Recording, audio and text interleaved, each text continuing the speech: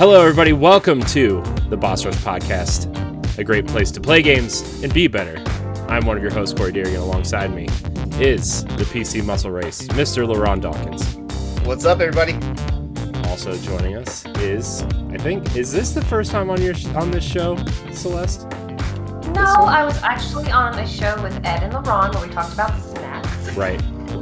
Of all things. I mean, that totally makes sense, let's be honest. What else is there? Was there another one? No, I think this is the second one for me. So thank you for thinking I'm worthy enough to be on the flagship show. That's fair. That's what this is, the flagship show. Also joining us is the PlayStation Doctor himself, Austin Campbell. What's up, everybody? You got that I'm Vita here. ready for Christmas? I do have it ready for Christmas. There's a lot of games I need to play and buy. Vita visual novels? Yeah, easy platinums. I don't even call them visual novels. I call them easy platinums. Easy platinums. And returning to the show, Galutrad himself, Jacob Taylor. What's going on, everybody? Welcome back. Thank you for having me back. After this pre-show, I'm sure it's... This is the last. I'd like to officially announce my resignation. He said he would finish the episode. He's like, I'm out. Oh, man. What is your dog looking at?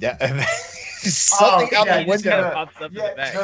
The window is right here, and he's not looking at anything. He just wants to be outside, and I can't let him outside. Oh, he's all looking longingly outdoors. Yeah. I mean, he was hanging out there for like a good solid minute. Yep. I wanted... There's your views. A special guest, dog. Gannon. Yeah, this is my little calamity. He ate the couch, so that's why he's not allowed to just run around the house. He has to be in the podcast room with me. Aww. He is precious. How old is he? He is 1 year and 3 months. Ooh, that's it? Man. Yeah, that's it. Huge. Big boy. Oh, he's so sweet. And special hello to Shane from Another Zelda podcast, who is hanging out in the chat. Hi, Shane. Boy. What's up, Shane? How's everyone doing? It's the week before Christmas as of this recording. Corey, I don't know how you do it. You guys celebrate Hanukkah and Christmas. Your poor wallet. Yeah, it's empty. There's a hole in it. It's gone actually. It's just gone. They took it away from me. It's too much. Too much. Part of the tradition. Yeah. So They took the bank away too. They did. The whole They bank took was the gone. bank. The bank moved. when we show up to the bank, they're like, "Why are you here? Be gone." You don't have anything. Your pocket lint and paper clips are no good here. And dude, depending on who's at the counter, it's like, oh no, they didn't. Yeah. Once in a while, you get that new person who'll be like, "Hello," and then somebody will come out of the back room. No. Like, we don't talk to them. Yeah. We don't accept Bitcoin. There's just pictures of our faces on everyone's desks that says, "Do not serve these people." Oh man, it is the week before Christmas. I hope everybody is ready. I see Austin's ready with his tree back there. Yeah, I mean it's been up since after Thanksgiving, so Yeah. it's a mainstay. Unfortunately, It'll be up here till June. Unfortunately, with the 2.5-year-old, we cannot have a big tree like that. So we have a lot of hanging decorations that are too high for her to pull down. So. Well, if it makes you feel better, we had ornaments all around. They're like little plastic ornaments. But they're kind of cool looking. And Ellie ate those, or she like chewed them up, shredded them up. Then we put more ornaments on. She shredded those up again. So now there are no ornaments on the bottom half. So. Oh my goodness, is that your dog? So yeah. I was making sure it was a dog and not a child who. No, I do not have any children that I claim.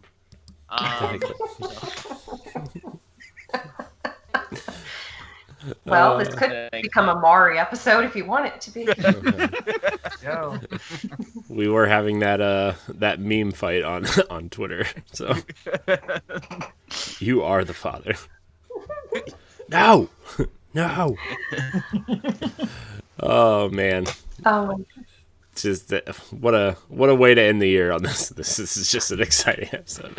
I'm gonna run through this housekeeping real quick because we have a lot of questions. I've kind of been holding on to them because it is the end of the year. There's not a lot of news. There's not a lot of things to talk about.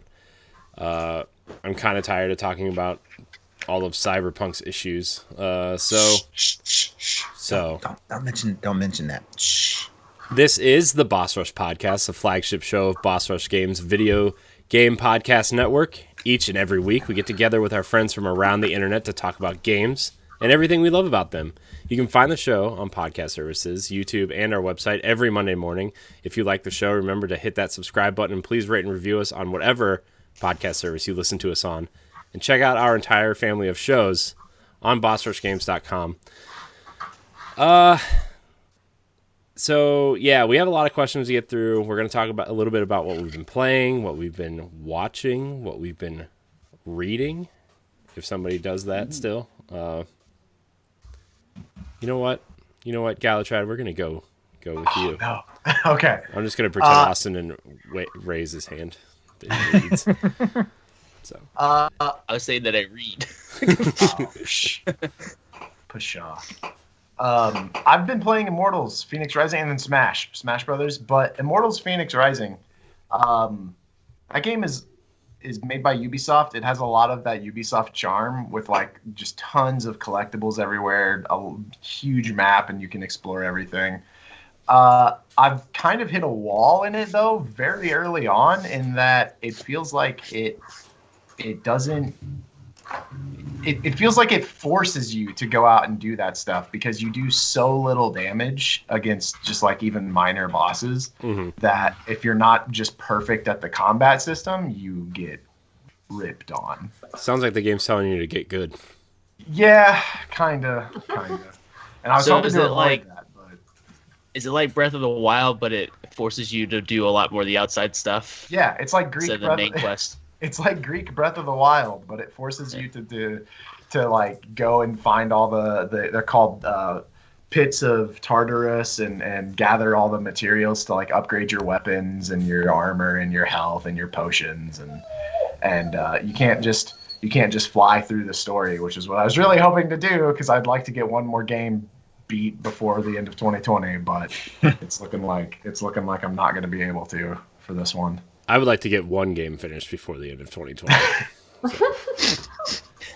I got my one game finished. So Immortals is on sale right now. Yeah. I'm thinking about asking for it for Christmas or something. Is it worth it? Like, should I wait for like a big sale? Because I know Ubisoft games usually dip under like $15 a lot of the time. What is it? I would buy it on a sale at like $30, half price. Like, it's really funny. The if you're into just dumb humor, the comedy in it, the story is written really, really well. It opens with Zeus and Prometheus kind of like narrating you Phoenix through this story, and it's got a ton of really funny moments. But there's always like it just feels like something is off. Like I said, like I wasn't expecting the starting zone, the prologue zone. I wasn't expecting to have to do all this extra grinding and side quests and stuff, but then once you get into the full game and you start to get to explore and go places, something feels not quite there. Yeah. Yeah.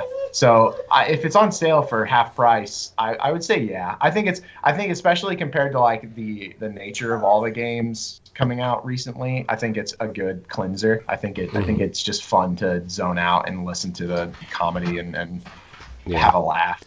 It sounds very much like the first game in a new Ubisoft IP where it's a good idea, there's good ideas there, and I'm sure whatever sequel comes out, they will flesh it out and make it great.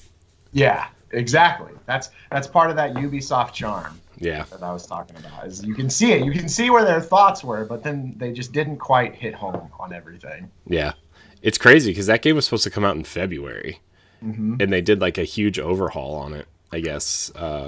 So what are you playing it on? You playing on Switch or on? I'm playing on Switch. I play almost everything on Switch because it's just a Nintendo fanboy. So, but I'm playing that, and then I'm playing Smash because of Sephiroth, obviously, and he is amazing. He's super He's fun to play powerful. with. He's really powerful. He's really slow, and he's got this great little snap ability that stops people in their tracks, and it's really fun to just throw stuff off. So that's what. So he's from 7 Final Fantasy. Yes. Yeah. Okay. Is he the enemy, the Yeah. ultimate bad guy? Yeah. Okay. Yeah, he is the main antagonist of Final Fantasy VII, and just one of the coolest. He's probably next to Cloud. He's probably like very up there on the like list of Final Fantasy characters that you think of when you think of Final Fantasy. So Yeah. it's really cool that they were able to get him into the game. That is cool. I know a lot of people were very excited when that was announced. Yes, yeah, myself included. And then Christmas movies. That's the other part of that. Ooh, Just finished. what Christmas movies are you watching? So Yeah. I've gone through the traditional Santa Claus trilogy, Hmm. and then I just watched last night. A Muppet Christmas Carol. Yes, that's my favorite. That's a must. I still haven't watched Elf. I haven't hit that one yet. I You don't need watched. to. Excuse you? You watch your mouth. I hate that Yeah. movie so Repent much. to Zoe Deschanel. I'm sorry. I'm sorry. I hate Elf so much. I hate Elf, and I hate a Christmas Story. Yeah. Oh, you'll shoot your eye out. Wow. The I only know. new Christmas movie I've watched this year is Happiest Season on Hulu. Yeah, we It's watched got that too. That's Oh, yeah. super cute, man. Yeah, That's a What great- is it? it's, Is it a cartoon or No, Kristen Stewart's in it. It's about two girls who are in a relationship, and she goes home with her girlfriend, but the girlfriend hasn't come out to her parents, and then shenanigans ensue. Yep. As all Christmas movies do, shenanigans ensue, Yeah. and it hits home on a lot of subjects, which is really cool. Like they tackle a lot of things that are difficult and like show both sides of that story a bit, and so it's cool. It's got it also has the guy from Schitt's Creek in it. Dan Levy is in it. Yeah. So it's really good. Shane says you sound like a cotton-headed ninny muggins because you don't like Elf. That's right, Shane. Well, guess what, Shane? I'm gonna ignore your comment because I don't know what that means. It's just one of the insults in the movie. Just Yeah. something ridiculous. Oh my goodness. I only like the narwhal from Elf. That's my Thanks, favorite Mr. part. Narwhal. Hope you find your dad. Yeah, that's the thing I say to all my friends.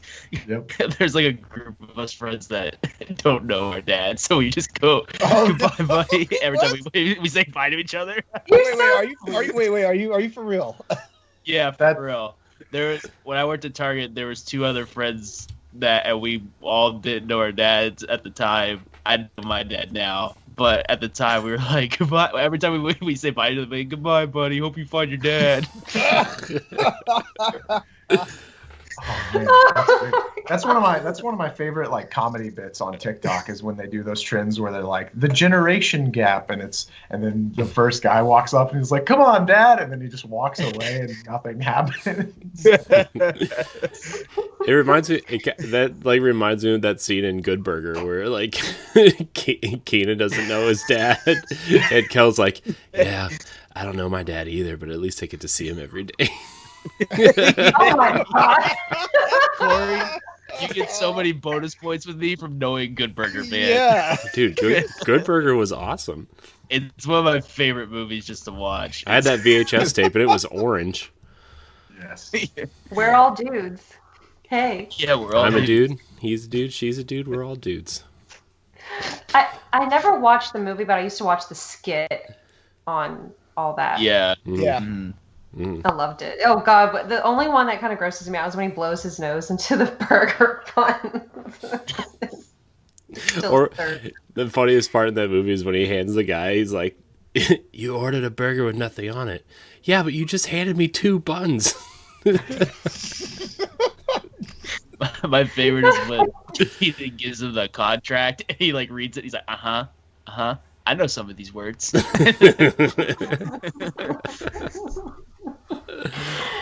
Good Burger a Christmas movie? Yes or no, guys? It's an all-year movie. All-year movie. Is Nightmare Before Christmas a Christmas movie? Yeah, why not? I say yes, even though it leans more into Halloween. I say yes. Mm-hmm. It is a Christmas movie because it's still got a Christmas theme to it. Mm-hmm. Mm-hmm. I say Also, it's Disney, both, but it's more a Halloween movie. Also, Disneyland only decorates the Haunted Mansion from October to December for Nightmare Before Christmas. So It's true. It's true. all right, Austin, we're going your way now. I don't know. Well, I was gonna say I was just raising my hand because you said if anyone reads anymore. What did you read Yeah, this like, week? I'm reading Wolf and White Van. It is by John Darnielle. He's the lead singer of the Mountain Goats. I don't know if you know that band, but I'm reading that, and so that's the only book I'm reading. But I do read every once in a while. My goal this year was to read 12 books, one for a month, and How far did you get? I'm on that. I actually am on 12. This is 12, so I have to finish it by the end of the year. It's not that big of a book, so it'll be all right. I'll finish it. Well, I read 12 books yesterday to my 2-year-old. So What book did you read? Well, 10 of mine were Curious George, so. actually, it was Mickey Mouse. She's obsessed with the Brave Little Tailor and what's the other one? Mickey and the Beanstalk. So That's a classic one. it is until you've read it like Right. 65 times in 1 week. So Is it like the little golden books or whatever? yeah. Yeah. Oh, golden. So Yeah. Do they still make those? yeah, You do. I think they do. I would think so. yeah, they do. Okay. So But yeah, that was what I was reading. But what I'm playing, since it's a video game podcast, I guess. sometimes I'm playing Fallen Order. great game. I really like it. I really just want to blow through the story, though. I like exploring the world, but I don't like the traversal of the world, so I don't like going back and finding everything. Like, everything's difficult, and the map's weird to read, and so I'm like, I did have I some agree. traversal I issues. Yeah. But I really like the story. I just finished Kashyyyk for the first time, so I'm not really that far into it. I haven't even got to Dathomir yet, which is the reason why I was instantly, because my friend Kale, who's on Trash Talk sometimes, he's like, yeah, you have to go to Dathomir.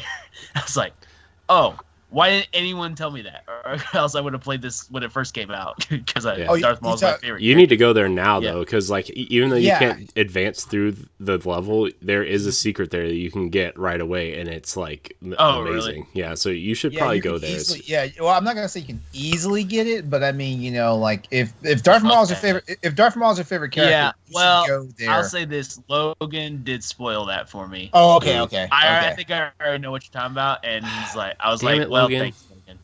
thanks, Logan. Because I'm very good at just staying in the dark. I don't know anything. I don't know Last of Us 2 stuff. I don't know anything.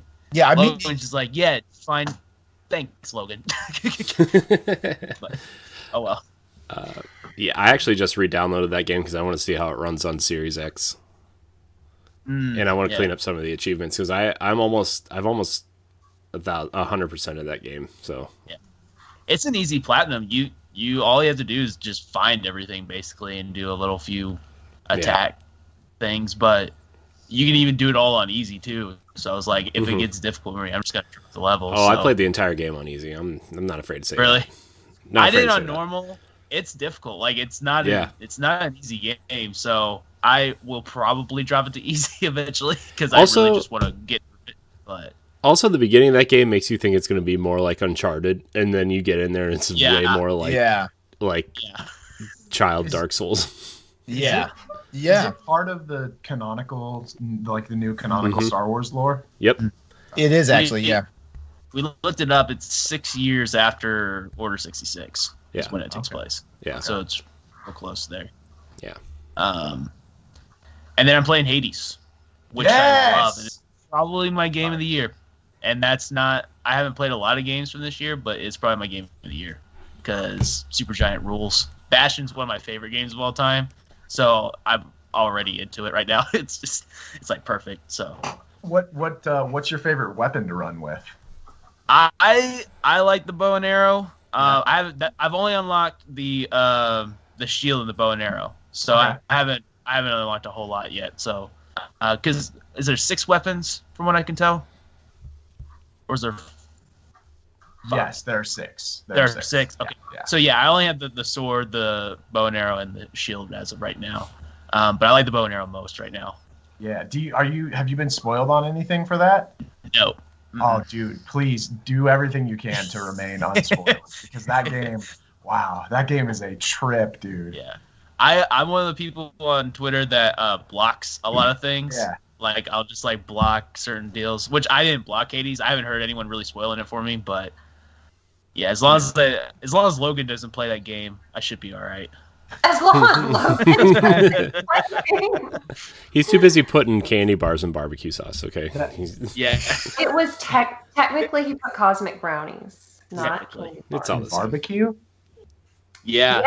Yes. Okay, so he made cosmic brownie ribs. Okay.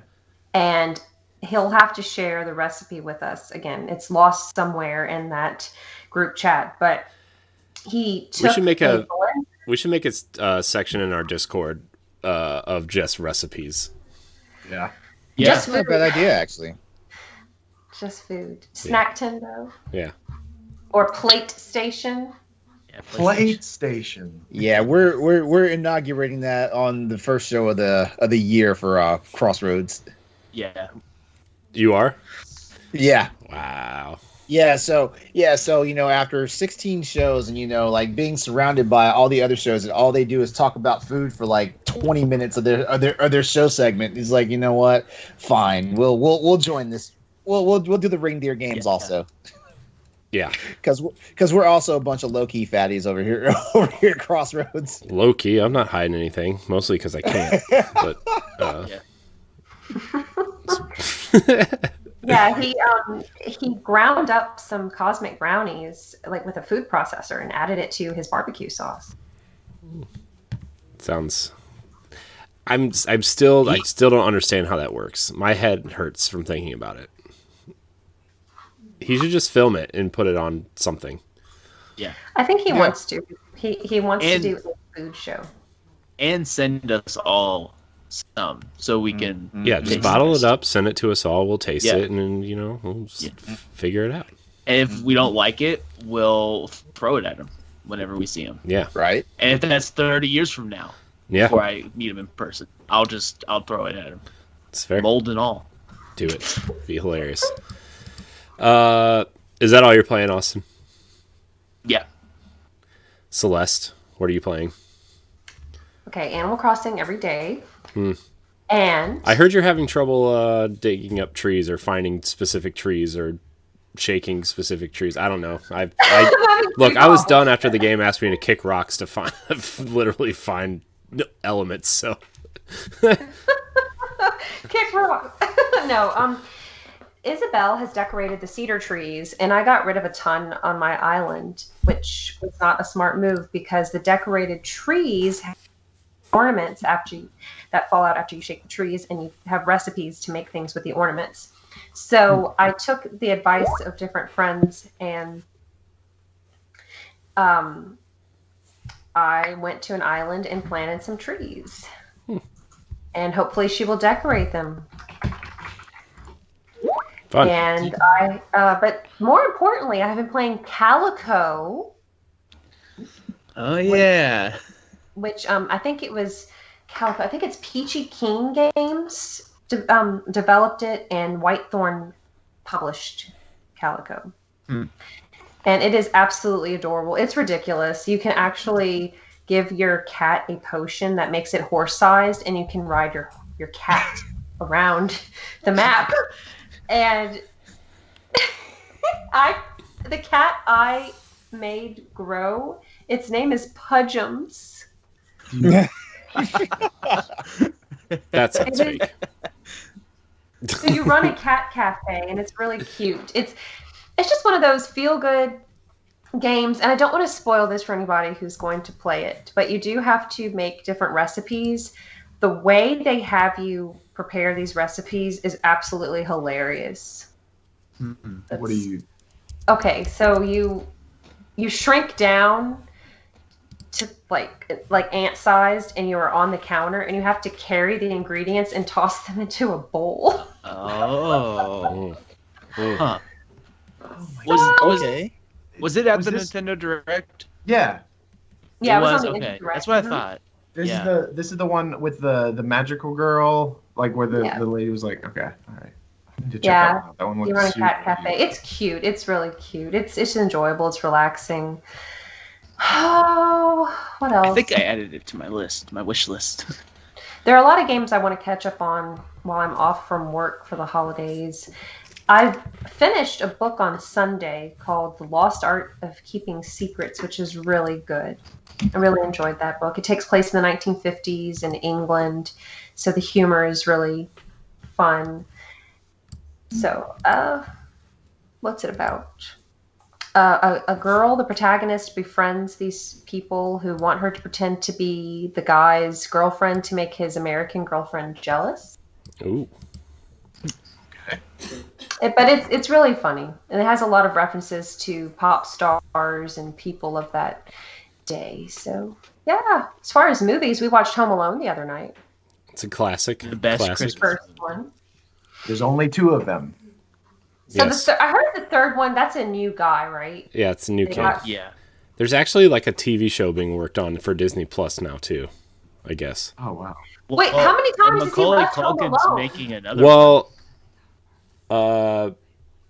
what's his name? Macaulay Culkin is supposedly involved, and he's gonna. I guess he's still gonna play Kevin, but I guess he's gonna be the dad, maybe.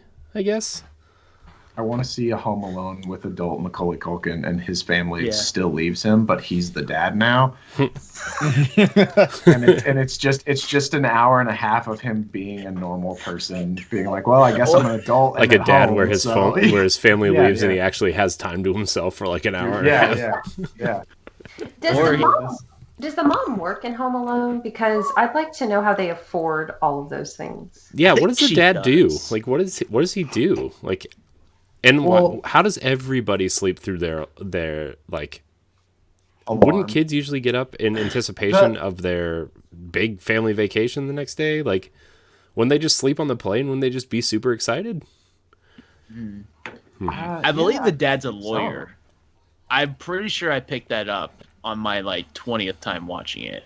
Well, the whole This year. the whole plot of the first one is that one of the brothers just started somewhere or has a place in France, right? Yeah. So like, Yeah, they're going and to it's visit. like one of their places. So Yeah. it's like maybe just the family has money in general. Yeah. Yeah. Which that's something I learned just watching it last, that 2 of the kids at the house is actually the brother and France's kids. They're just there for like school. Yeah. oh, Like that's another thing I had to pick up. I I found was an like, article. there's so many layers in this movie. You're right. So speaking of a Home Alone wiki also explains how it's Rob McAllister who pays for the flights for all the family. Mhm. According to the official novelization of the film, What? Oh. I it didn't was read written that. by Todd Strasser as a quick promotional tie-in. Mr. Peter McAllister is a prominent businessman, maybe a day trader, and Mrs. Kate McAllister is a fashion designer. Thus, all the mannequins that Kevin was able to use in the party scene. Shout out to the dude that decides as just a little side project promotional quick thing. I'm gonna write a book. Yeah. I'm gonna give every character in Home Alone a backstory. This will be my quick project to knock I out. mean, Yeah. it's This is my funny, weekend project. Like that's a John Hughes movie, and that was like the last one that was kind of like on his list of things to just give out. And I forgot what the other movie was, but I guess whoever John Hughes wrote it, but then he was giving it to a director, and he gave him some other classic '80s movie. He's like, "No, I want this Home Alone one," and so that's how it ended up getting made. Christopher Columbus is the director. Christopher Columbus, yeah, that's right. That's why on Columbus Day you should always watch all of Christopher Columbus's movies. So, anything else, Celeste? Anything else you're gnawing on over there? Nope, I am boring. Well, Celeste, it's been nice having you. You can leave. LeRon, what are you playing? Cyberpunk. You guys know exactly what I'm playing. Yes, I'm playing Cyberpunk. Yes, I am thoroughly enjoying Cyberpunk. Actually, as am I. I don't know what all these people are complaining about. So you don't have to get a refund then? No, I do not have to get a refund. As a matter of fact, I am learning new things about my hardware every time that I turn it on. Really? Nice. Yep. Yeah. No, the game's been fun. It's been exactly what I expected and stuff like that. And I do feel bad for anyone who's having a bad experience on it and stuff like that. I mean, yeah, like the last couple of weeks, I probably sounded like I was giving like the Dr. Phil tough love thing for certain aspects of the fan base who are not having the best time with the game. But ultimately, like, once everything gets ironed out and stuff, I think you guys are going to enjoy it. The people who are actually having issues or thinking about holding off until things get ironed out, just if you live through Mass Effect Andromeda and Assassins, what was that? Which Assassin's Creed was it? Was it Unity? Syndicate? Unity. Yeah, and Arkham Knight. Didn't they remove a Mortal Kombat game off of outlets and stores for a while? Yeah, it was like that whole time where like WB was starting to port their games over to PC, and like they were having all kinds of problems. Like I think it was Mortal Kombat. It was either 9 or X that had super bad netcode on PC or something. Yeah, it was. They weren't talking to, like, if you bought it on Steam or through whatever, like I guess the Microsoft Store, like they weren't talking to each other. And the netcode for the Microsoft Store was like terrible and wouldn't connect with Steam. It was really bad.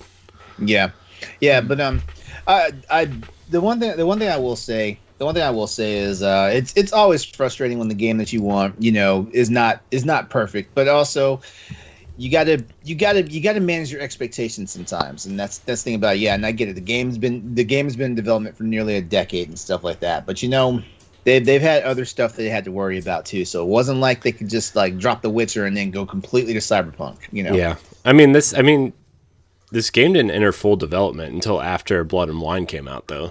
Like, yeah. I mean, there's a small team of, like, okay, what are the rules of this world, whatever, for like a couple years before then. But, like, entering the full development, this game was only in development for about 4 years.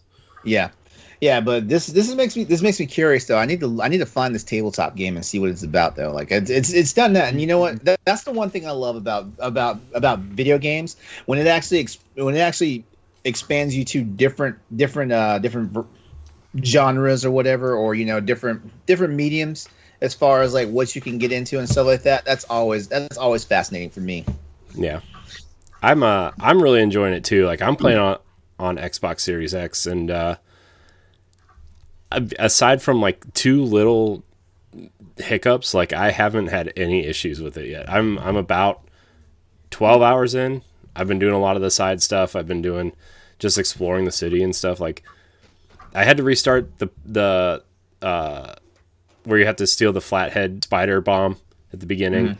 I had to restart that mission because Jackie wouldn't leave the building to talk to him to finish the mission. So I had to restart that, and then there was like one of those Joy Toy scenes where like my hands were all over the place, and I was just like, oh, well, I mean, yeah, whatever.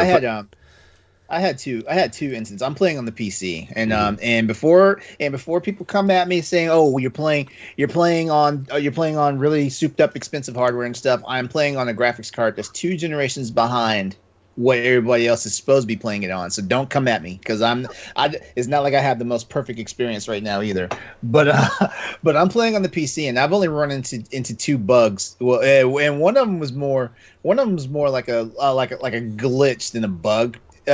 seriously, it's for anyone who's played the intro, without giving any real spoilers, because this is also in the 50-minute video that CD Projekt Red did last year. When you're rescuing the woman that basically is in the chop shop, and you have to take her out to the balcony so the med crews can get to her. Yeah. There's a situation when you pick her up off the floor that for some strange reason her body, her polygon like density and mine were clashing. So as you were taking a step, it was like her body was flopping around in your arms, like like when you catch a fish out the water. Yeah, it was doing that. But the thing is though, is that I can say this, like, she was definitely anatomically correct, because even though this is a naked woman and they do show you some parts of her body and stuff like that, this glitch actually had me seeing more of what CD Projekt Red intended for us to see for that segment of the game. And I will say this, like, kudos to the fact that they did keep it anatomically correct, and it wasn't all lewd and crazy. So that was my one glitch or mishap with the game. I had two of them. The other situation is there's a couple things like those items you can pick up just randomly throughout the place.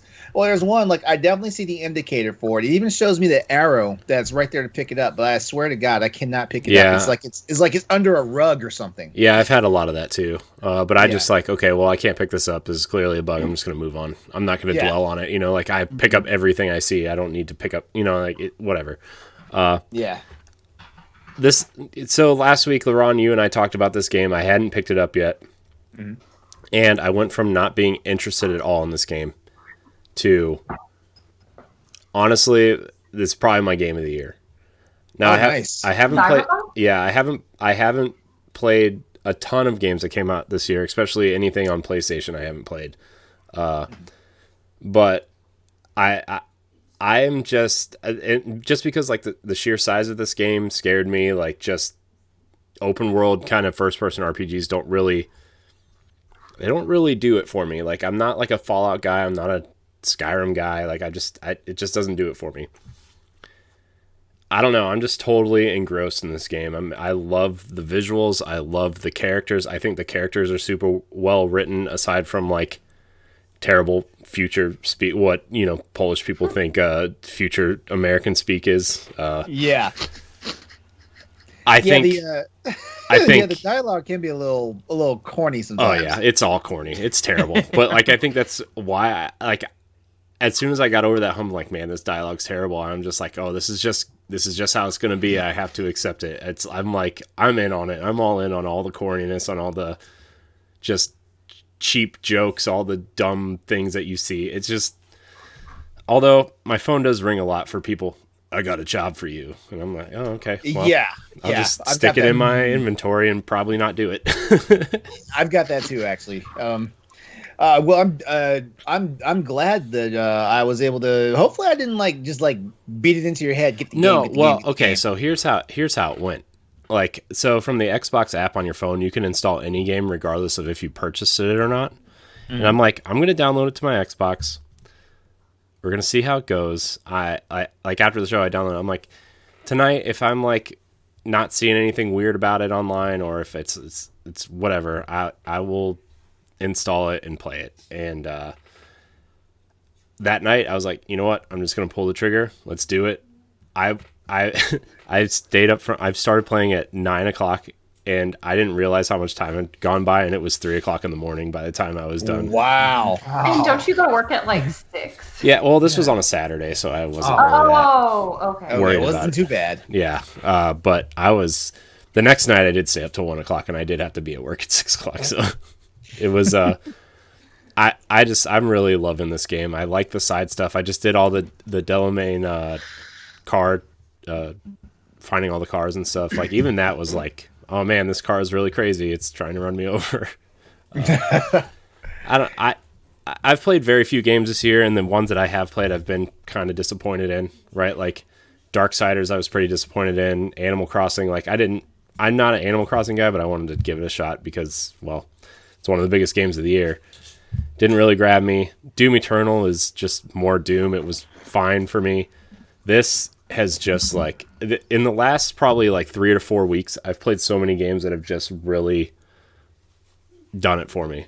I don't know what it is, if it's just the timing of the releases or what. If maybe I'm playing it on a new console and that has a lot to do with it. But yeah, man, Cyberpunk is great. And then I want to talk about Hivebusters for Gears 5, but after we're done with you, LeRon. So Okay. Yeah. And then the only other game I'm playing is Final Fantasy VII Remake. Yeah, I did miss out on it last year when it came out, but as soon as I got the PS5, like I was like, you know what? Let me take advantage of the buy two get one free sale that Target had going on, and wound up snagging Final Fantasy VII Remake along with a couple other titles. And Austin, remember how you told me to pick up the BioShock collection on the Switch? Remember how I was thinking about it? Do you know I walked in the Target yesterday and the damn game is $20? Yeah. My track history with Nintendo games is really starting to annoy me, because it's like I'll buy a game at full price and then a matter of time later it is at the more reasonable price that I was thinking it should have been at in the first place. Like that Fire Emblem purchase. Yeah, he bought. Jacob, he bought Fire Emblem Poor Thing at what, $60? Mm-hmm. And it went on sale for I think 40. No, 30. Yeah, 30. 30. Oh, even worse. Yeah. 30. Yeah. Could have bought 2 30. Fire Emblems for that. All right. One for Yeah, but Still it's worth funny it. too. It's funny too because when I saw the BioShock collection, you know what? I'm like $20 for 3 games. That's an amazing deal. But when I saw it was $20, and I was sitting there and I had that, you had that mental conversation with yourself, and I was like, wait. This game is $20 damn, and right when like the whole like chorus of like different words I was thinking about coming, I just stopped and I was like, I'm not going to waste my time, and I just walk out of the video game section. I'll tell you this, LeRon. I tell everyone to buy BioShock on everything, because I never owned a 360 in my life, but I have BioShock on 360. Like, I just have all this BioShock stuff. So it just so I tell everyone to buy it. Yeah. Jeez. Everyone tells me it's a good series, and I think it's on It the is a good Switch series. now. Everybody tells me that too, and I've tried to play BioShock 1 6 different times. I hate it. I can't stand it.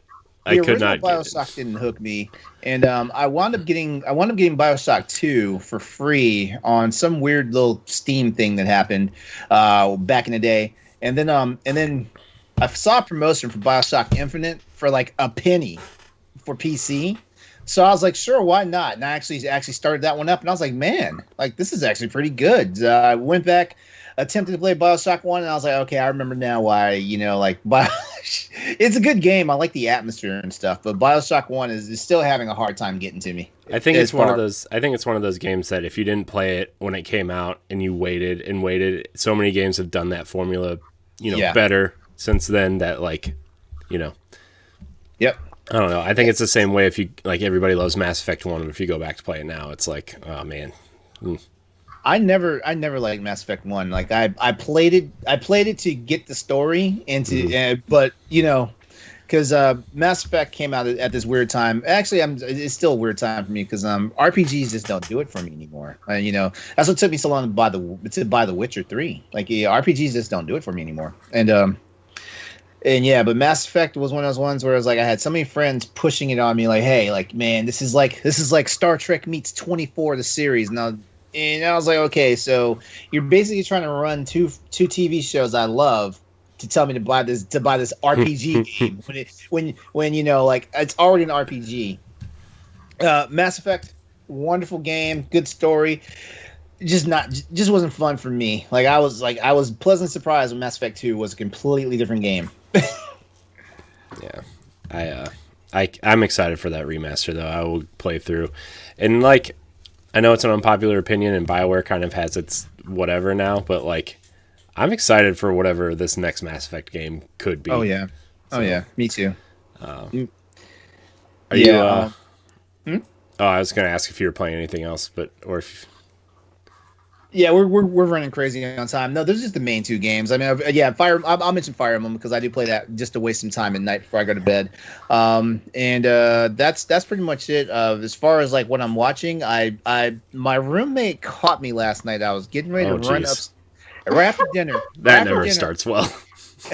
Right after dinner, I was about to run my ass upstairs and hop on Twitch and start playing Cyberpunk and stream it last night. And my roommate was like, she was like, "Hey, like you want to watch something with me?" And I was like, "What are we watching?" She's always this is that time of year she loves watching like all the hokey, like cheesy Christmassy stuff and stuff like that. And she was like, it's a show called How to Ruin Christmas: The Wedding.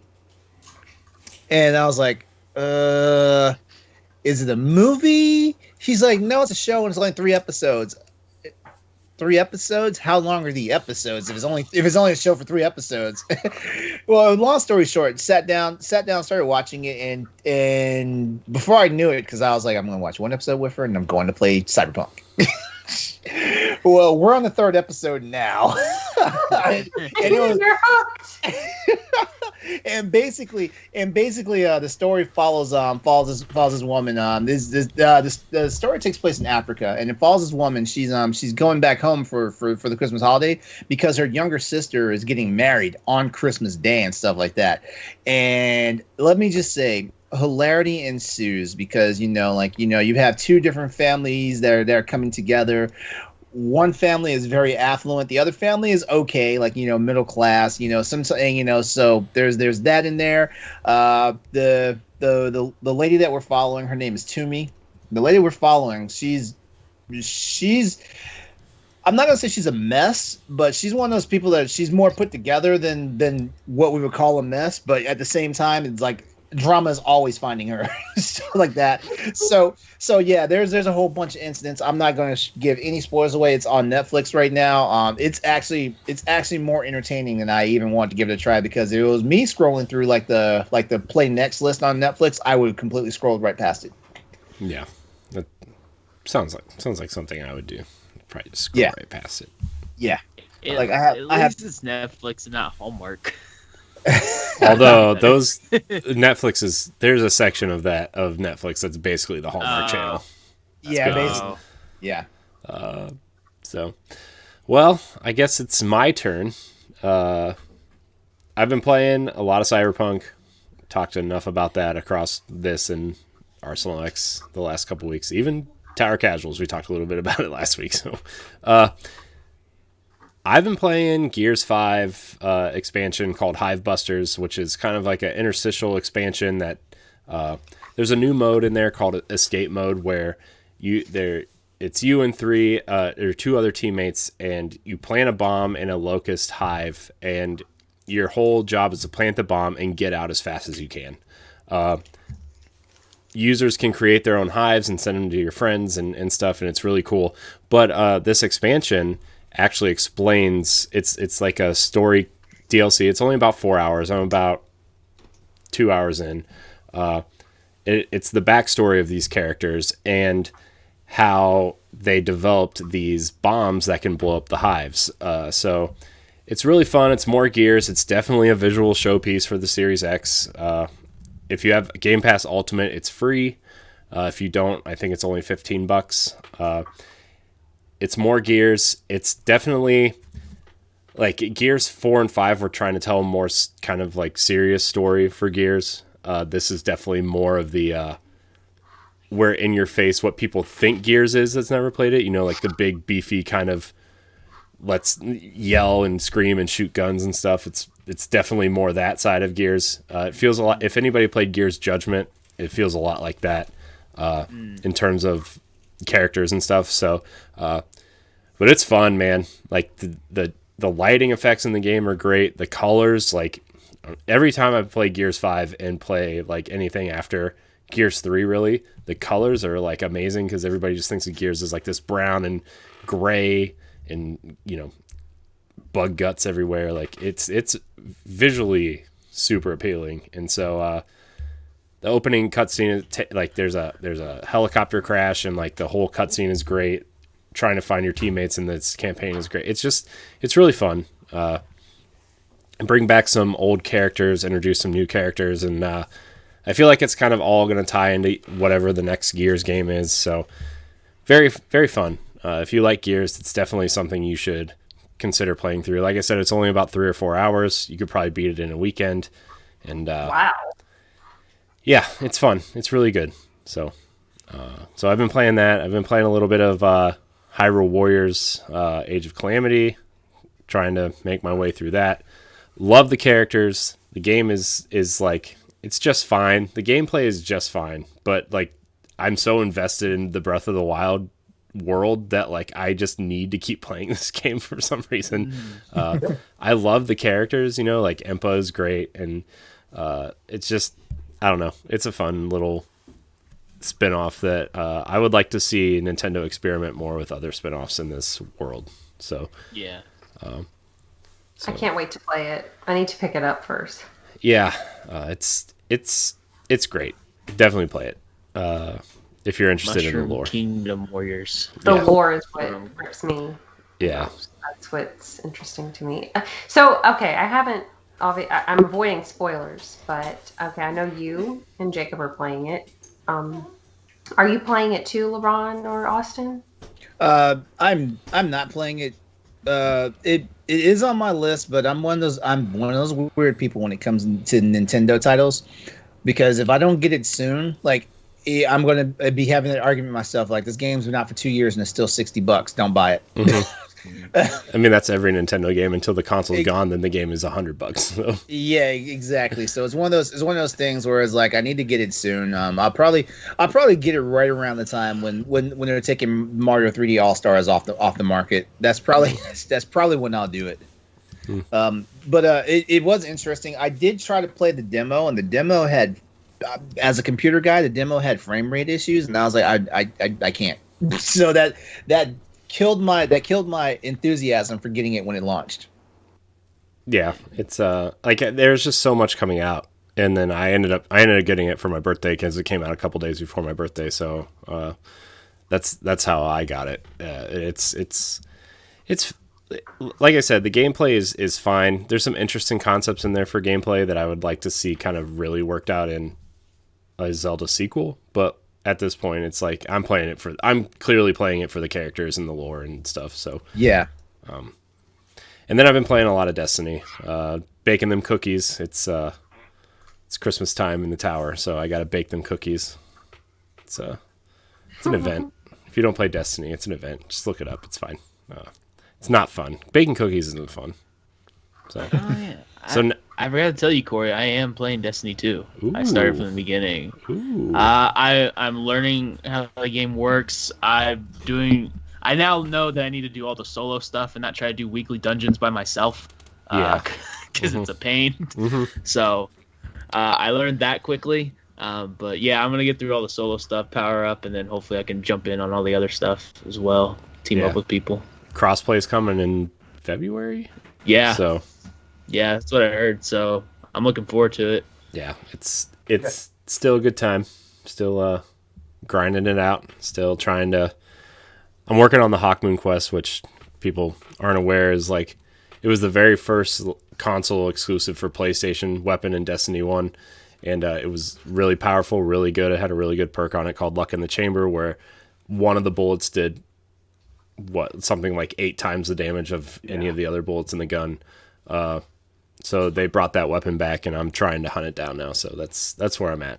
But we have a lot of questions. I don't know if we're going to get to them all because I know everybody kind of has things to do today, and time-wise, we are approaching the hour mark already. So we're going to try to get through some of them as fast as we can. If we answer them all, we do. If not, we don't. Save them for next time. It's an evergreen show now, guys. You can listen whenever you want. You can listen to this episode in July and be like, whoa, man. Yeah. So much information. That's my question. Yeah.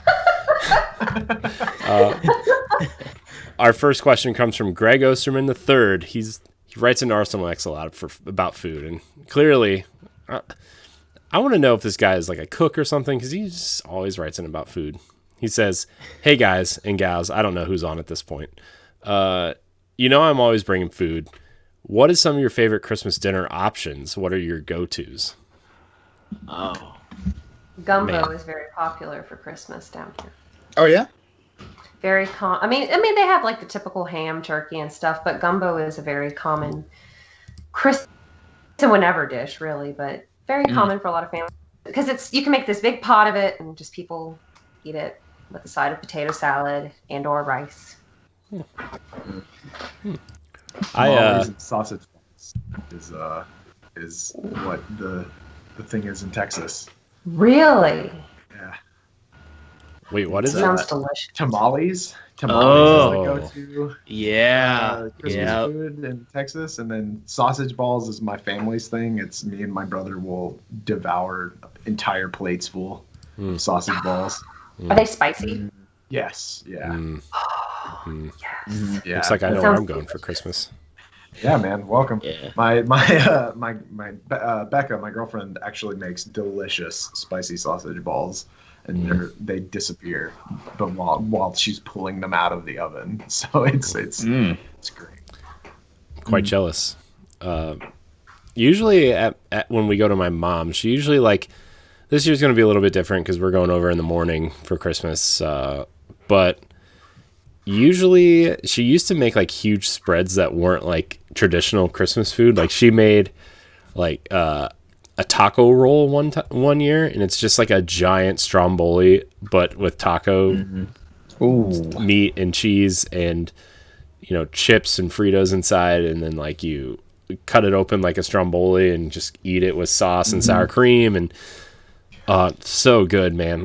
That's the one thing I miss from I don't know 5-6 years ago. She hasn't done it in a while, but she also does pizza ones too, but the taco one is definitely my favorite. I miss that. Maybe I'll text her and say you need to make that for Christmas. You need to copyright that now that that's out on the internet. Taco Bell's gonna swing. Oh yeah. Next Christmas. Yeah, they'll remove half their menu just to add that to it for 6 months. They removed the Mexican pizza. How rude. I know. They also removed the $1 quesadillas that I love so much. Taking potatoes off the menu was what did it for me. Yeah. Yep. They took those potatoes off? Yeah. Potato burritos were delicious. Yes, they were. Yeah. My cousin said, I'm going to open a restaurant that just serves all the menu items Taco Bell took off their menu. That's it. I would go there. Will make a killing. I mean, I would eat Fiesta potatoes and $1 quesadillas all day, so I'm just throwing it out there. What they need to do is like Mr. Krabs did with the Krusty Krab and build a Taco Bell 2 right next to the Taco Bell restaurant and just sell all the items that Taco Bell doesn't serve anymore. There's a Mitch Hedberg joke. Sorry, I'm getting off topic. There's a Mitch Hedberg joke about wanting to open up a McDonald's that doesn't participate in anything because the commercial's always at participating McDonald's. We don't sell burgers, but we've got spaghetti. There was a McDonald's around here that used to sell pizza. Was that a thing? Was that a nationwide? It was. Yeah, Yeah, never had had a hamburger pizza. I have never seen that one. Yeah, man. Yeah, it wasn't very good, Oh. but no. Okay, y'all got to get their holiday pies Holiday The pies. The holiday pies? at McDonald's. They're like a sugar cookie crust with sprinkles baked in, and the inside is vanilla custard. Ooh. Ooh. I don't even remember the last time I went to McDonald's, to be honest with you. Oh my god! See, now I'm absolutely hungry. I'm getting hungry too. No, I've got a holiday dinner to go to tonight at 5:30, and I'm like, I'm gonna save my stomach because it's food on somebody else's dime. We're at a hibachi, we're at a hibachi sushi and grill place and stuff, and I'm man, I'm getting this in tonight. And What do you Corey, I haven't even had my protein shake today. That's how much I'm trying to save the stomach right now. I mean, to be fair, I did that too. I cooked my egg whites and turkey sausage this morning, and I'm like, you know what? We're having pizza, wings, and JoJo's for dinner. Oh my! I'm not eating lunch, and let me tell you, that was a big mistake because I'm starving. Yeah, I'm gonna have to hit the protein shake after this. What are you getting at the hibachi dinner? Like, what do you have to go to? More okay. My go-to there is going to be the steak and scallops hibachi. Ooh.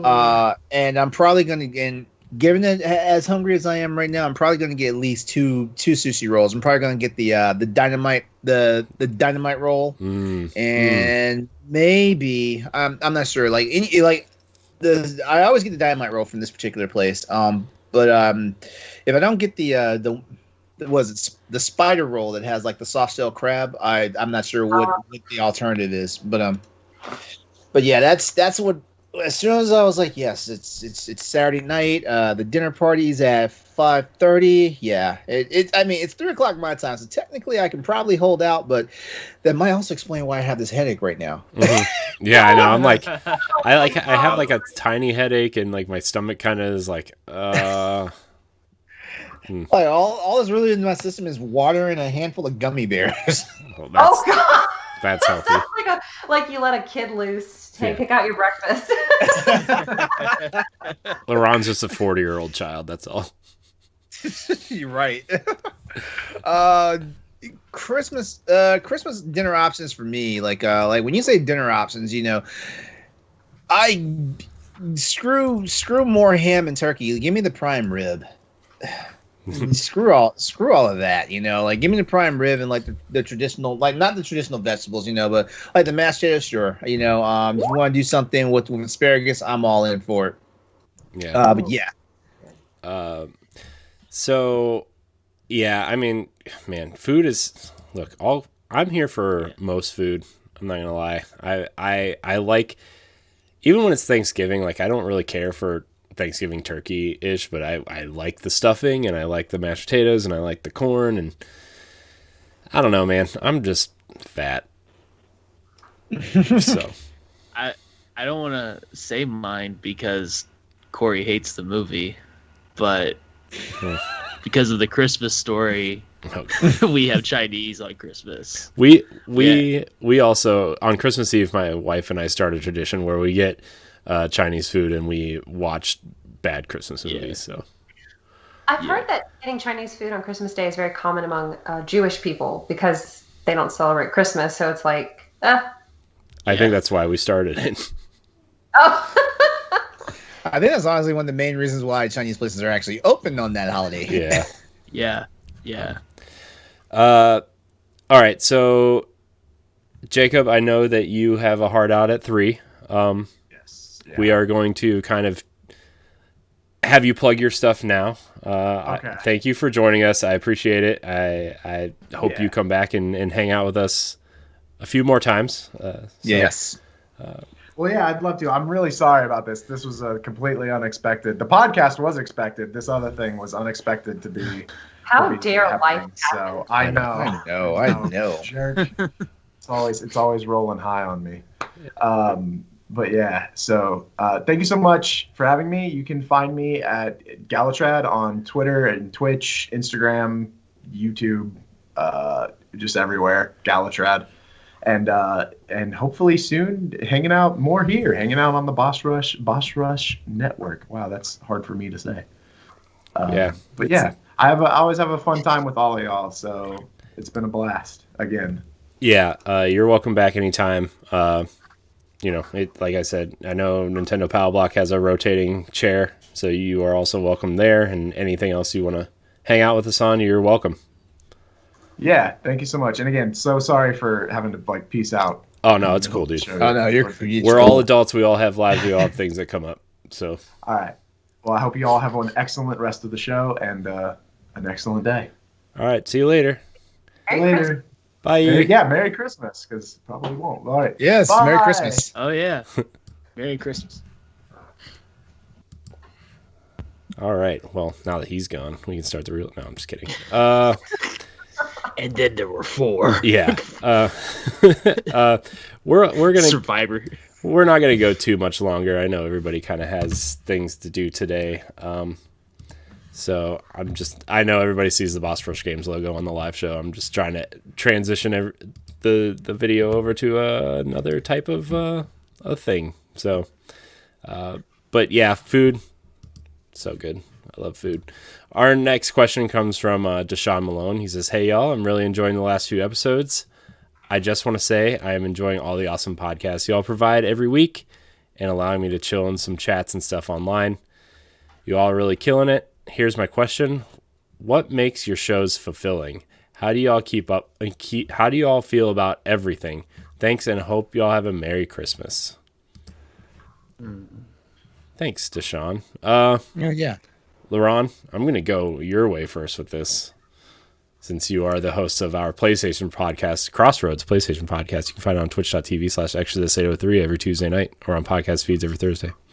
Oh, nice plug. Nice plug. Thank you. Let's see. What makes a show fulfilling? Well, actually, I say this lovingly. I got drafted into the Crossroads show because it was one of those things where I was just being a recurring guest on different Boss Rush shows, and then all of a sudden, audience appeal wanted me more. But I think one of the most fulfilling things about for the show, for our show, Austin, I don't know, you might agree with it, is our overall chemistry. Like between you, me, Nelly, and usually when we have a fourth chair, I mean, we've had a rotating fourth chair for a little while, and it works out for us for the most part. But I think it's our chemistry. We get along well, and even though we're in various different parts of the country and stuff, it's like we're just old friends, and we're just sitting in the same living room, just talking about stuff all the time, and it's one of those things. So it's our connection, our chemistry. I feel that makes the show fulfilling. We try to keep it light and funny. Sometimes we get a little serious, It's not like some of those shows where everybody's at each other's throats because everyone doesn't want to. Everyone wants to talk about their thing, but how do we feel about everything? I don't know, Austin. How do you feel? How do you feel overall? Well, I think after 16 shows. Yeah, I mean, which I've been on 8, maybe. Yeah, maybe half. I started halfway through, maybe. Yeah. As far as for a Crossroads PlayStation show, what I would find fulfilling is when we're done, am I more excited about playing PlayStation and getting back to games, and am I excited about next week's episode already? That to me is what makes it fulfilling and stuff. And if that stopped happening, then I would say it probably would not be anymore. It'd just be a show where we're just talking and doing whatever. But every week, I'm excited to do it the next following week. Talking about games, and I'm also excited to play more games, so I have something to talk about that next week. So actually, yeah, that actually, yeah. Being part of this, actually catapulted my desire to have a PS5 as near as launch as possible, because being a PC gamer, I was like, I can wait for the first batch of systems to be out before I'm pressed and stuff like that, and so honestly, just being part of Boss Rush has kind of reignited my hunger for gaming. It wasn't like it was dead. It was just more like I just play it when I get to it. Mm-hmm. Yeah, I get that way sometimes, where there's usually one game every couple years that'll grab me and kind of reignite everything. And funny enough, I know a lot of people are having issues with Cyberpunk, but it was the game that reignited. It's the game I can't wait to stop podcasting to go play. It was Breath of the Wild when it came out, it was Assassin's Creed Odyssey when it came out, and now it's Cyberpunk. There's always that one game every 6 to 12 months that reignites everything for me, and man, I just want to live in this world. But sorry, I didn't mean to cut you off. I was just... Oh no. No, but that's pretty much all I had to say about it. I'm definitely enjoying being part of Boss Rush and being one of the team on Crossroads and stuff like that. And of course, as you guys have heard on previous Boss Rush podcast shows, you've probably seen my presence a little bit more in some other formats for Boss Rush games and stuff like that, which I'm very excited about. So just stay tuned. Yeah, I think. There's definitely a lot going on here, and it really helps to have people that are excited to do things, Celeste, you do a lot of outside stuff for us too, the interviews and the expansion pack stuff with Band and Talk the Walk and 1v1s and stuff. I guess it's your turn to answer the question. Are you fulfilled by this? Is it exciting for you still? yeah, it really is. I love meeting people and hearing them talk about their passion. I think I'm kind of an ambivert in that I'm introverted to an extent, but I'm also extroverted to an extent. I like conversations with substance. I like people who are kind. I like people who are open-minded. You know how no matter how extroverted you are, there are some people you come across who just wear you out with their personality types Mm-hmm. in real life. And I don't feel that way with 1v1s, with Boss Rush games. I don't know, I feel like there's a lot of integrity. I feel like people truly care and just want to have fun because we're all working. We all have other responsibilities. There are other things going on in our lives. And this is our respite. This is our break. This is our little virtual vacation, to speak. I think so. I mean, that sounds like we don't put work into it. We put a lot of work into what we do behind the scenes, but it's fulfilling work. It's like you just finished a great portrait or you just finished a novel or some kind of project. You feel great about it. And I love meeting people through Twitter and Instagram. So I would say I'm very fulfilled. I love the company. I love the connections. Yeah, it's I mean, so a little behind the scenes, Celeste and I are doing the redo of my 1v1 this week because I lost the first one. I lost the first one, which I'm actually kind of glad we get to redo it because my headspace is different, I feel like, and like I don't know, I'm not gonna lie, I was kind of struggling with how we do so much and like trying to find the fit for this whole thing is like, okay, what are we doing? What do we need to do? How does this all gonna work? And like, I don't know. After Thanksgiving, we all took that week off of Thanksgiving. I kind of didn't work on anything that week, and I like came back refreshed and like a clear head. And like, I talked to Celeste a little bit about this. I talked to Ed a little bit about this, and I talked to Megan a little bit about this. Is like, I finally have a clear vision of like what I kind of envision Boss Rush being, you know, and it's kind of like a combination of we all work together on this, but we're all pushing each other's like LeRon and Josh, for example, want to do their streaming stuff, right? Like we're trying to help them with their personal brands or like what you personally want to do. And like it kind of creating like the network of podcasts and, you know, in January, we're launching a creator network for shows that we have zero involvement in to kind of come in and connect either with us or with other people or through our Discord or through our social channels and whatever to connect with, hoping to broaden the audience. And like, I finally kind of feel like, okay, this is kind of what I want it to be, is to help people grow whatever they want to do. And you know, we have our main shows that are all kind of whatever, you know, like Boss Rush is this, and Crossroads is you know, part of Exodus, and Pal Block is kind of part of Ed's stuff, right? Like I feel like everything is kind of coming to where I kind of envisioned it when I kind of thought about turning this into something more. Because like sitting here like a year ago, like if you watched this show a year ago, it was just me, Ed, and Jesse, and you know, sometimes Ray, who works at Twitch now. Great guy, love Ray to death. It was just us, and like it.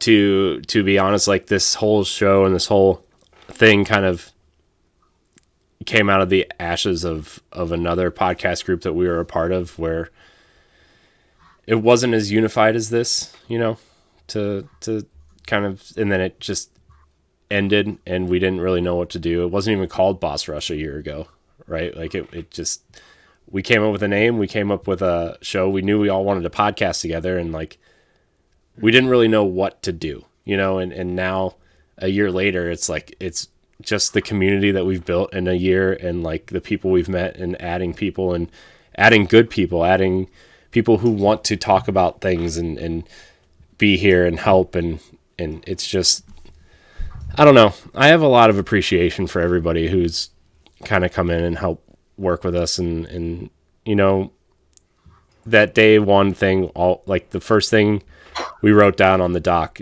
Ed, Jesse, and I, was be better. Like, we have to be better than how, you know, the last group kind of ended, or, you know, like how certain things happen. Like, we have to be better. We have to be better to each other. We have to be better to the people we work with. We have to be better to the people who have other shows or have other responsibilities or other things that they want to do.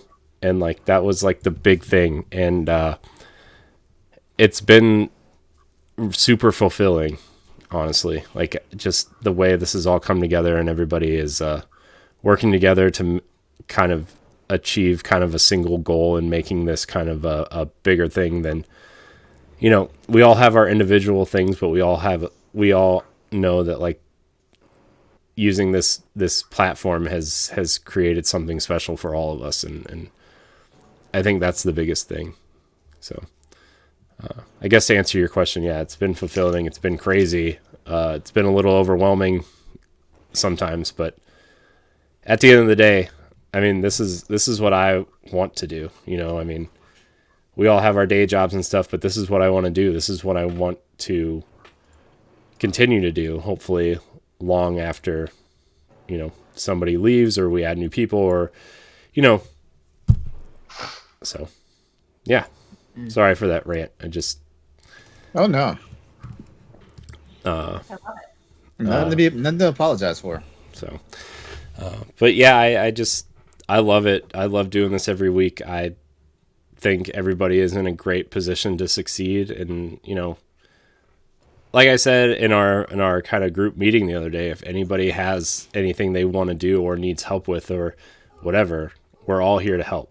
So, all right, we're gonna answer one more question here, because I know we all have things to do, and my child is awake. So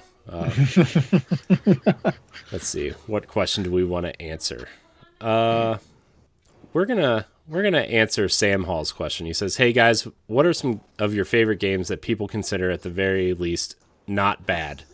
I'd love to know your thoughts." So what are our favorite meh games? Mediocre games, maybe not really popular with the majority. The Bouncer on PS2. That's a bold statement. That's a bold statement. I remember playing that. Game when it was when the PS2 was a new device, and it wasn't bad. No, it was bad. It was kind of bad. Well, okay, but it left a lot to be desired. I'm trying to think. Like, you know, it's kind of weird because a lot of people will say like some of the games I play are mediocre, and but I feel like they're all gems. You know, yeah. It's been. That's how I feel. I've come through the gaming landscape. You know, being able to ferret out what's a bad game. So you know, I might not be picking an absolute like bomb of a game, but I am, you know, thinking I'm picking like pretty decent games that, you know, somebody else will like somewhere. So off the top of my head, I can't think of a game that's just as blah that, you know, but I actually enjoy it because like I enjoy most of the games I enjoyed damn near all the games I played, and I think they're up there. I don't know. I'm a weirdo. Like I like video games. I loved Evolve, and that game died, unfortunately. Yeah. It was one of my. I really was trying to fight for that game. I was trying to get people into that game. I thought it was a better game than it got, and not very many people played it, and it died. And then the servers died. Now you can't even play it anymore. It's sad. Which is crazy. Yeah, like you can't play it. You can't buy it. The servers are down, and so that would be one that I can think of. I also fight for the Bible game on PS2, not the one on Game Boy, because it's like a Mario Party. It's the closest thing to Mario Party on a PS2, I think. And that's hilarious. So I fight for that one. Yeah, it's the weirdest thing that the Bible game is the closest thing to a Mario Party. Dude, that box art for the Bible game is like the weirdest. Like, Yeah. it looks like an off, Yeah. like a dumb fake video game that you see in a movie at some point. Like, it's the like, box art's so bad. It's like a Bible Avengers poster. You got the whale coming out, and it's like all these weird characters, and Goliath on one side. It's like, what is happening here? But I mean, yeah, it's one that I fight because the Xbox had Fusion Frenzy at least. You know, they had Frenzy. something, but PlayStation had nothing. This is the closest thing. So, Fun fact about the Bible game: Jesus is not on the cover. no. So Could have gotten him in trouble though. it's fair. Dan is in the chat, and he says it's Mario Kart Tour for me, or Fantasy Hero Unsigned Legacy. On to the Beyond for PlayStation. What a heap of bleep that game was. Oh yeah, Beyond the Beyond. Oh my god, I remember playing that game. I remember. Ooh. Oh man. I guess more recently, like Mass Effect Andromeda, I kind of liked a lot. Yeah, Even though it was I liked it too. I mean, it's clearly the worst Mass Effect game, but I played it when it was $8 on sale after all the patches happened, and like I played the quote unquote best version of that game, but like Came off seeming polished, didn't it? I was like, this seems fine to me. I don't know. I really like the character creator in this game. It has one of the better character creators, although Monster Hunter World has the best character creator I've ever seen. I agree. Like even Cyberpunk's character creator was okay, but No, it was not okay. It was not good enough. it was not good The enough. smallest you could make it was 4 inches. How's that lifelike? You could have turned it off. It did turn some people off, I guess. Also turned some people on. Good one. We're terrible people. What else? I played something really recently that people thought was just like, oh, like the Darksiders games. Like they're just meh. Oh, I like the Darksiders. I like all the Darksiders games. They're fun. They're so dumb.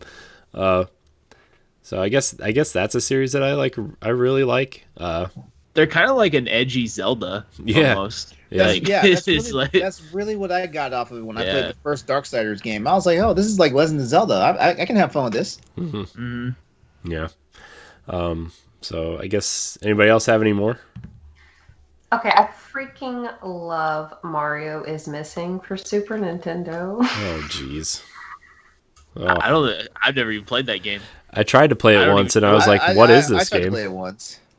I was like, "What is this It's a game?" learning And game. It's an educational game. Yeah. Oh. You have to look for. You're playing as Luigi and Yoshi. It's meant to teach you geography and different facts about different countries. Damn.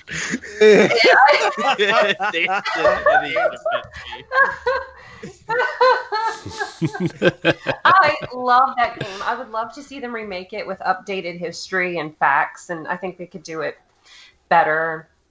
But I also used to love the Mario Goes to Preschool games. Wait, what? Mario and his friends would go to like this little classroom and you learned colors, shapes, counting. I don't know, I thought it was cute. She's coming out with all of them. Shoot. Yeah. I think I went. I thought maybe you were gonna go down the Paper Mario route because a lot of people hate on Paper Mario outside of like a couple of games, and I like all of them. I like all of them. Paper Mario is hit or miss for me. I enjoyed the first one. A couple of the sequels have been okay, you know. Ed's game of the year, guys. He already said it. I won't say it's my game of the year. See, I even like Sticker Star. That's another one that I even like. It's so not I don't. bad. It's just I'm stuck on it. To be honest with you, Austin, I am stuck on it. I'm stuck on the part where the caterpillar's body parts are missing. You have to find all of the pieces. That sounds really morbid and like something out of Resident Evil. Now that I'm saying it out loud. Yeah. Oh man. All right.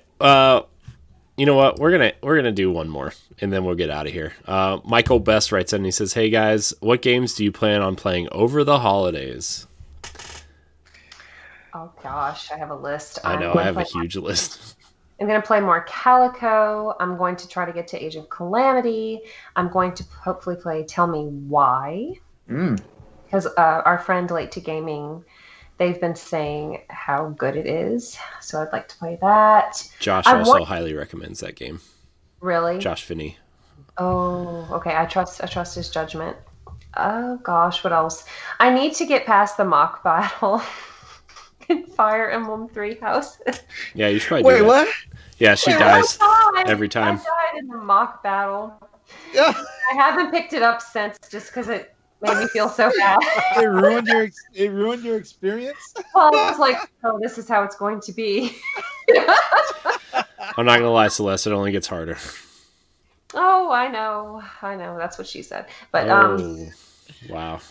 I played the Fire Emblem for the Game Boy Advance in like 2003 when it came out, and I was pretty good at it. I love those games. Yeah. So I don't know what it is. Maybe I'm just bad at life.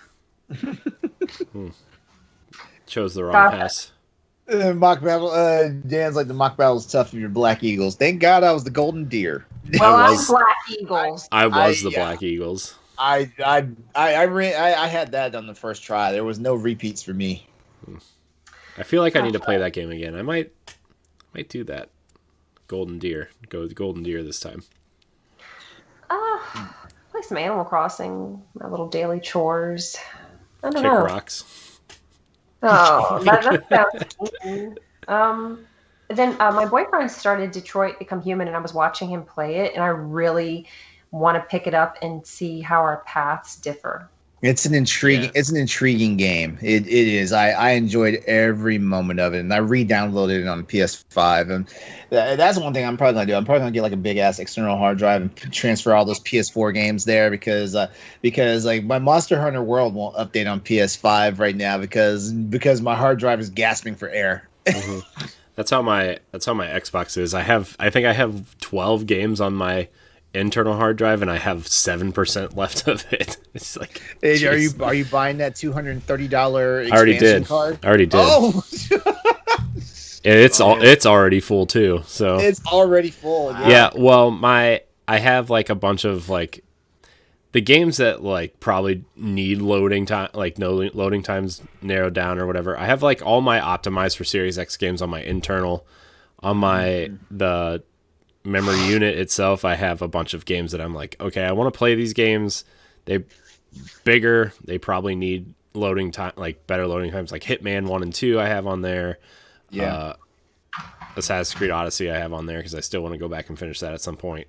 But then on just like a regular USB drive, I have like Crash Team Racing and Spyro and, like all games that like my nephews could play, and I can just take that hard drive out and plug it into my Xbox One X and let them play in the office when they come over, that kind of stuff. So I don't know, man. Hard drive space though. These units needed at least a 2 terabyte. And the thing my dumbass was actually thinking about getting a freaking whatchamacallit, the digital only system. I think my dumbass was thinking about that. Yeah, good thing you didn't. Yeah. So Austin, what are you playing over the break? It really is going to be the same games that I've been playing because I've yet to finish any of them. I'll play some Destiny 2. I'll play some Call of Duty Black Ops because it is getting better, and the new mall map is fun. It's a really cool idea, but it's again a sniper heaven still in that game right now. Is it the mall from Tony Hawk? No. Well, but it is a pretty cool mall. I would go shop at this mall. Although it does, like, of course it's Call of Duty, so it's barren. There's no people in there, so it looks like, a normal mall. So yeah. Because in Tulsa, at least, we have like one mall that everyone goes to that looks like a nice mall, and then there's one mall that's like you probably get stabbed if you go to a certain store. So yeah. But then I want to ask you guys, like, if you get Christmas money, what games are you gonna buy for Christmas break? That's my question. If I get Christmas money, Yeah. I'll probably get Immortals, Phoenix Rising. If I need to out and out buy a game, it'll probably be Call of Duty for the console because did I tell you? No, you were out that week, Austin. I did tell you I did pre-order the. I did not pre-order. I purchased for pickup through Walmart Call of Duty. Yeah, and then they didn't have it. They didn't have it in stock. They didn't have it in stock, and they were gonna give me updates as soon as it was available. So I'm sitting here thinking it's gonna be the next day. Well, 3 days later, here Cyberpunk goes live, and I'm like, you know what? I don't have my damn Call of Duty game, so I just canceled my order. So now I'm back on. Like, I'll get because I do want to try it out on PS5 just to see how everything's going with the controller and all that stuff. But beyond that, I'd probably just go ahead. If I get Christmas money, I'd probably just sink it into doing pre-orders for upcoming games like Monster Hunter Rise in March. And there's another March is starting to become a loaded month. There's 3 games that are coming out, but Monster Hunter is the only one on my brain right now for some strange reason. I also toyed around the idea of getting Yakuza. Oh yeah, Like a Dragon, yeah. Yeah, I heard that. I think it looks cool. I thought it was on Games Pass. It's Is not. It not on Game? No, It's not. I thought it was going to be on Game Pass too. Yeah, I thought it was too, and then it wasn't. And I'm like, oh, okay, well. The rumor is it's going to hit Game Pass when it comes to PlayStation 5, though. So maybe I'll wait for that because 0 through 6 are now on Game Pass. Yeah, and that's. I highly suggest play some of them. You don't have to play all of them. You don't really need to. Yeah, I'm thinking the ones fun. I'm thinking the ones that they updated, 1 and 2 Kiwami, and then 0 and 6 are probably the ones. 3, 4, and 5. If they didn't spend the time to update those ones, they probably aren't as important as the other ones. I feel like they will eventually, but yeah, I would definitely stick to those. I would definitely stick to those. Yeah. So, dumb fun. Yeah. Anybody else want to hit on anything before we get out of here? I did buy a game. My Secret Santa from our Boss Rush Games group. It was 3 people, so it was pretty easy to figure out who had. Hopefully next year we'll be able to get more people involved. It's hard during the holidays to keep track of everything, but I got an eShop gift card from my Secret Santa. Thank you, Logan. And I bought What Comes After. I think it's by the same studio that makes Coffee Talk. Oh yeah. What Comes After? No, it looks really good. What Comes After? I'm pretty sure. Is it sad I can't remember titles of games? No, because neither can I. That one game, it's fine. Yeah, he's Especially running around. He's running around Rising doing Phoenix. things. Mm-hmm. You jump sometimes. Oh, it's not What Comes After. Jumpman. Oh gosh. Jumpman. Oh. Well, everybody, you saw it here first. Celeste lied about purchasing a game just so she could say something. Oh my god! I bought it last night. Oh, that's funny. I'm just kidding. Okay, I'm so sorry. Yeah, I'm excited because I don't buy games new. I maybe buy 1 or 2 every year, and then everything else I just wait till I get gift cards and then I buy them on sale as much as I can. And so I get 12 new games 12 new games to me at a time or something, just with sales and stuff. So I've got my wish list ready. I'm ready to see what's on sale and just get them. I'm looking up my Nintendo receipt from yesterday on my When the Past Was Around. That's what it's called. Okay, I bought When the Past Was Around. So, thank you, Internet. That's not as catchy as Coffee Talk. Yeah. That's true. Yeah. I do have to say though, thank God for Game Pass though, because I can play. There's like now that it includes EA Play, it has something like 230 games on it, which is insane. Mm-hmm. So if I'm dying to play something different, I'll just go through Game Pass and download something. Like Haven was a game I downloaded the other day, and I was like, I want to play this at some point. So yeah, I was gonna buy that game on PS4, and then seeing it on Games Pass, I was like, man, like I could pay for it and get trophies, but it's free. Like, or I've already paid for it on Games Pass. Why would I even buy the money? Yeah. So PlayStation, get on. Like, where's their Game Pass? Make a good one. Like they have one, but it sucks. It's not PlayStation Now. So it's fine. Like you can download all your PS4 exclusives from 2 years ago, before, and then on. Mm-hmm. But the fact that you can only stream older games is a problem because it's not worth it. It's not like going back and playing Fallout New Vegas is not fun regardless, because like it's an old game, but also just with the streaming lag it makes it even worse. So it's, you know, what kind of bothers me right now about the whole backwards compatibility thing for PlayStation with the PS5 is the fact that they have PS2 games on the store that you can buy and play direct on the PS5. They're clearly done via emulation.